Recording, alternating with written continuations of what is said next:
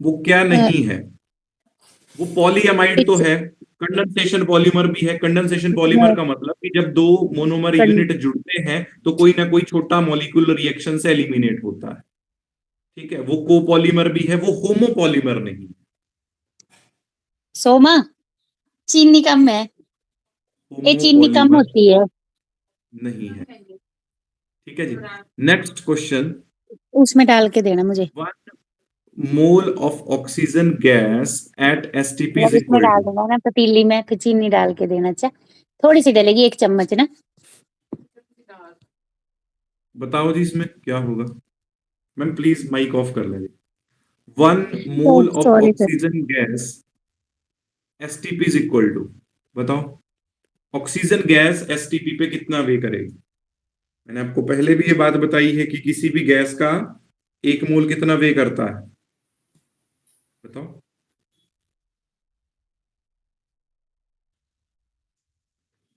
बताओ जी। Answer is A. A is the answer. ध्यान रखना, ए और बी ऑप्शन में कोई फर्क नहीं है। यहां पर मॉलिक्यूल्स हैं और यहां पर एटम्स हैं। अगर एटम्स की बात होती तो यहां पर मल्टीप्लाई बाय 2 करना पड़ता, क्योंकि जो ऑक्सीजन होती है it is a diatomic gas, है ना। क्या आपको इतनी बात क्लियर हुई? Yes, sir. Next question.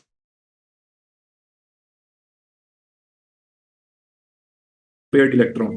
Answer is iron 2 positive. कितने अनपेयर्ड है? 5 हैं। ठीक है जी बात। Next question is question number 19। Electronegativity का ऑर्डर बताना है। ठीक है जी। कार्बन, देखो कार्बन है, नाइट्रोजन है, नाइट्रोजन के नीचे फॉस्फोरस है और यहां पर सिलिकॉन है। ठीक है, तो आपको पता है यहां जाने पर, लेफ्ट टू राइट जाने पर इलेक्ट्रोनेगेटिविटी इंक्रीज करती है, टॉप टू बॉटम Decrease करते हैं। डिक्रीज करती है। तो सबसे ज्यादा किसकी होनी चाहिए? Answer is nitrogen. Nitrogen is A. सबसे कम किसकी होनी चाहिए? Answer is Silicon. सिलिकॉन। ठीक है, तो ऐसी कौन सी ऑप्शन है जिसमें नाइट्रोजन की सबसे ज्यादा है, सिलिकॉन की सबसे कम? A. A is the answer.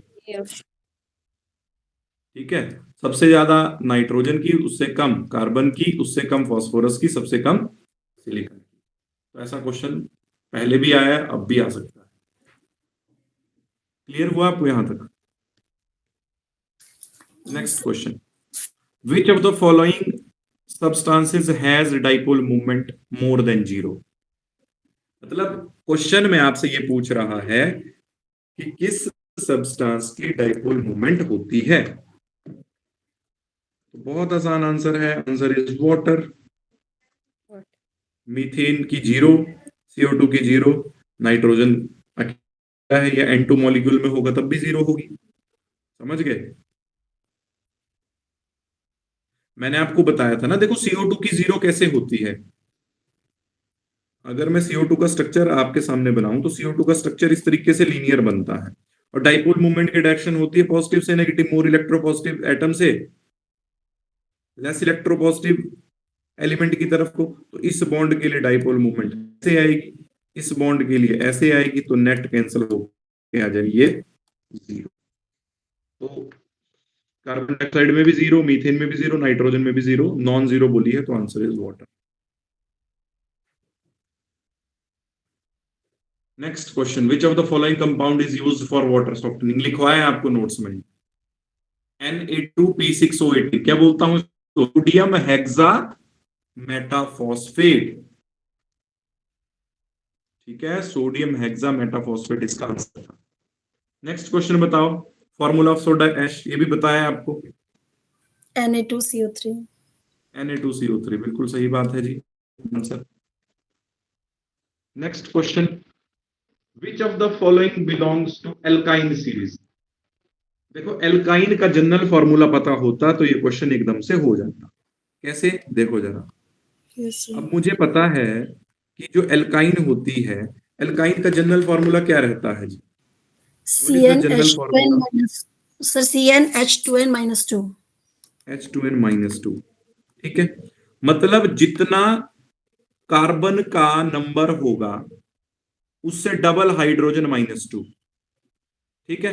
तो देखो यहां पर C16H32 ये नहीं है, दिस इज एल्कीन। C9H16 क्या ये एल्काइन है? Yes, sir. Answer is yes. C10H22 ये क्या है? This is alkane. C7H14 this is alkene. Clear हो रहा है आपको या नहीं? जनरल फॉर्मूला से ही पता लग जाता है। ये क्या है आपके पास? This is alkane, this is alkene and this is also alkene. तो आपका आंसर आ जाएगा बी ऑप्शन। नेक्स्ट क्वेश्चन बताओ, बहुत आसान है next question. The highest boiling point is expected for. मैंने आपको एक चीज बताई थी कि जो बॉइलिंग पॉइंट होता है, boiling point is directly proportional to molecular mass या molecular weight and it is inversely proportional to branching.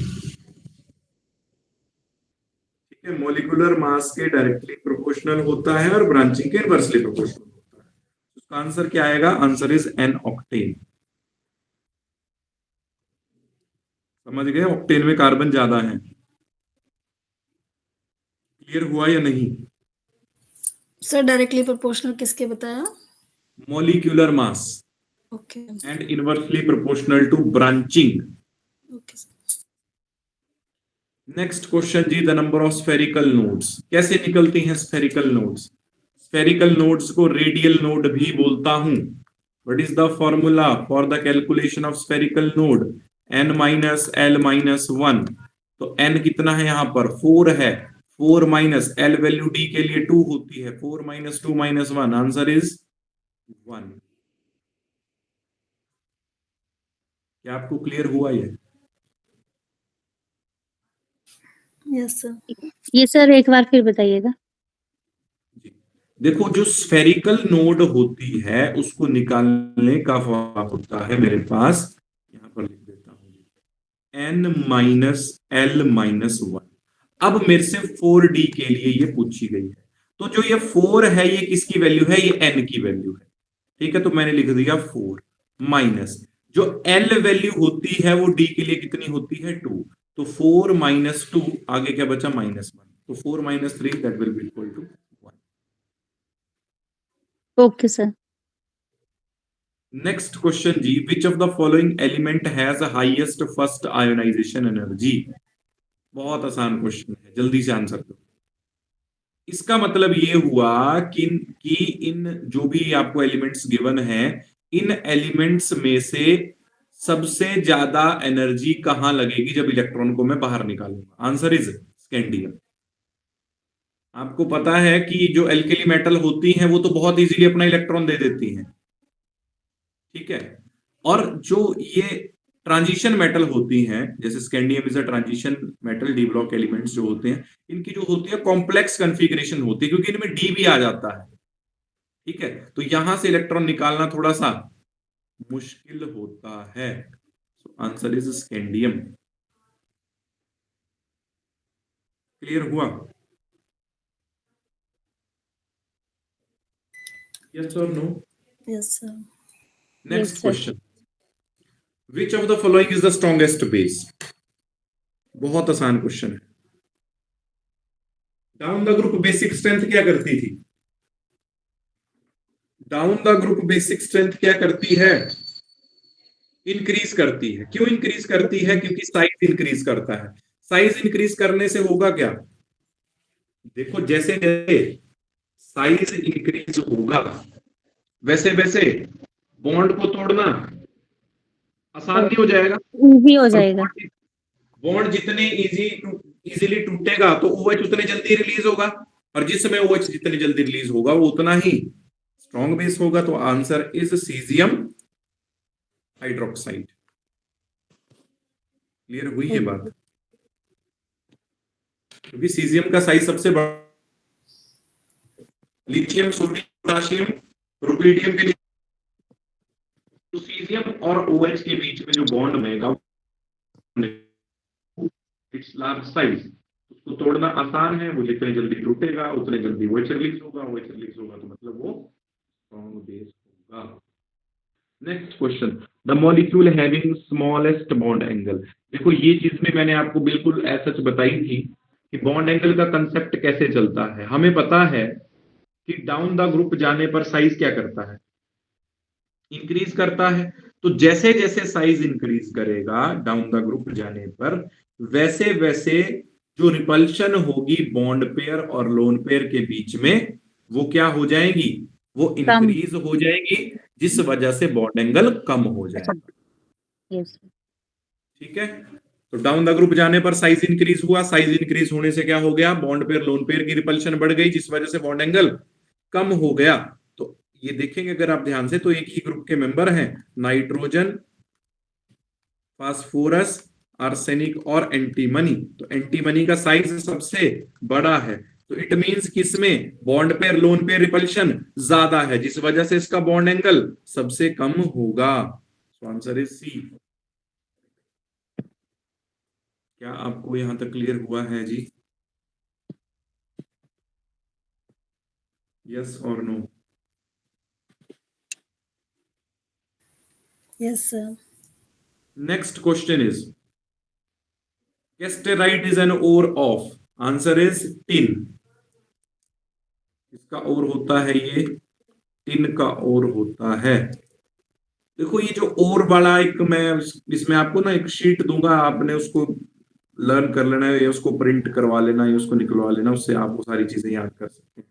ठीक है, next question, which of the following is not tetrahedral. देखो आंसर देखते ही एकदम से क्लियर हो रहा है क्वेश्चन, आंसर इज SF4। भाई आप सभी को चेक करके देख लो, सभी में हाइब्रिडाइजेशन आपको sp3 मिलेगी, इसमें भी sp3 मिलेगी, इसमें भी sp3 मिलेगी, आप चेक करके देख सकते हो, इसमें भी sp3 मिलेगी, जबकि इसमें आपको sp3d मिलेगी।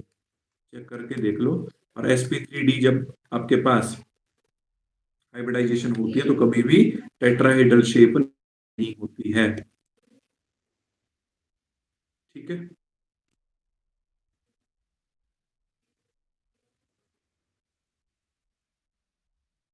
क्लियर हो गई ये बात?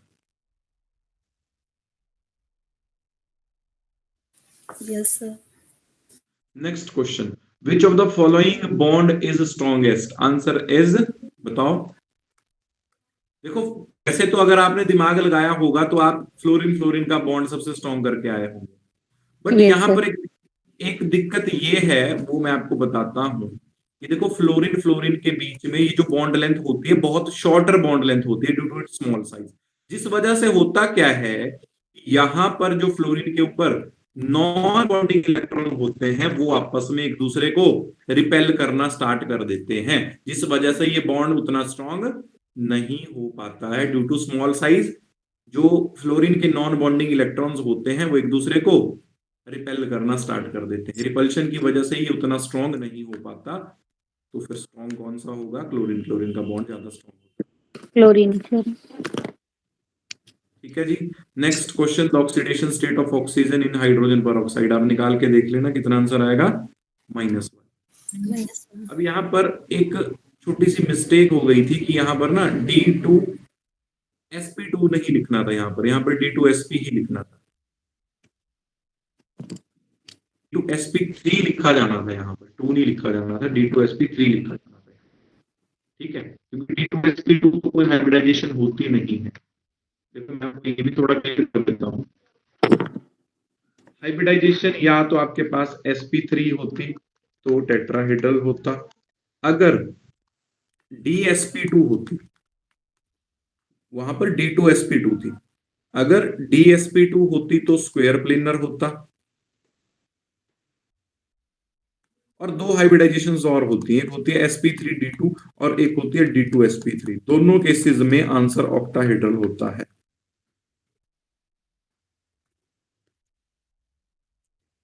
ठीक है, sp3d2 में भी D2sp3 में भी ज्योमेट्री ऑक्टाहेड्रल आती है, तो आप इसका आंसर क्या करोगे, आंसर इज ऑक्टाहेड्रल, D2sp3 होगा यहाँ पे, है ना।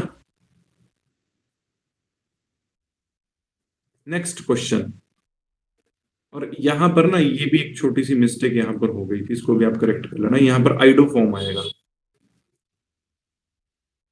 ठीक है। अब देखो, दो आपके पास एल्डिहाइड दी हैं, बोला है इनको कैसे डिस्टिंग्विश करोगे।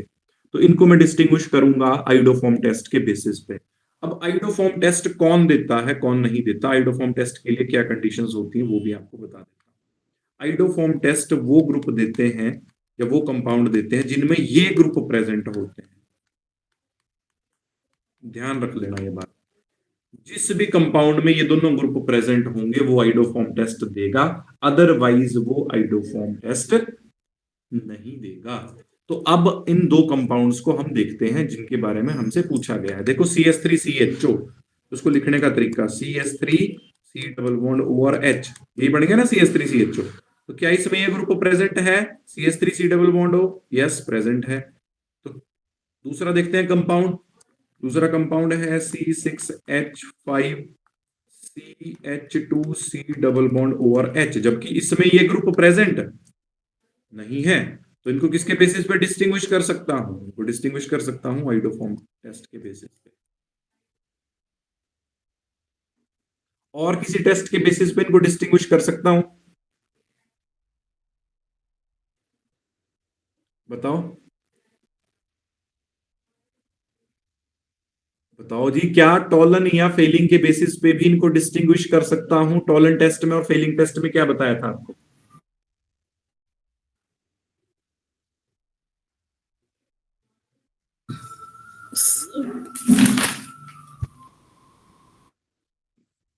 देखो जी, आप रिवाइज नहीं करते हैं। एल्डिहाइड, टॉलन टेस्ट एल्डिहाइड देते हैं ना। टॉलन टेस्ट एल्डिहाइड देते हैं, बिल्कुल सही बात है, बट दोनों एल्डिहाइड हैं जी। मैंने उसमें ये बताया था कि कौन सा एल्डिहाइड देगा, एलिफेटिक देगा कि एरोमेटिक देगा, वो सब कुछ बताया था। हाँ जी। तो उसको भी एक बार चेक कर लेना आप, है ना। नेक्स्ट क्वेश्चन है, विच of the following is a condensation polymer? Answer is Dacron. Condensation polymer का मतलब ये हो गया कि उसके दो मोनोमर यूनिट्स होंगे और उसमें से कोई ना कोई मॉलिक्यूल, स्मॉल मॉलिक्यूल एलिमिनेट होगा, ठीक है। तो ये थे आपके क्वेश्चंस टेस्ट के। होप सो कि आपका टेस्ट अच्छा हुआ होगा। मैंने वैसे आपकी अभी तक वो आंसर शीट्स नहीं देखी है, मैं उनको भी एक बार रिव्यू कर लूंगा, ठीक है जी। बाकी फिर हम इसमें कल कंटिन्यू करते हैं। बायो का पेपर डिस्कस थोड़ी हुआ अभी, बायो का भी हो जाएगा।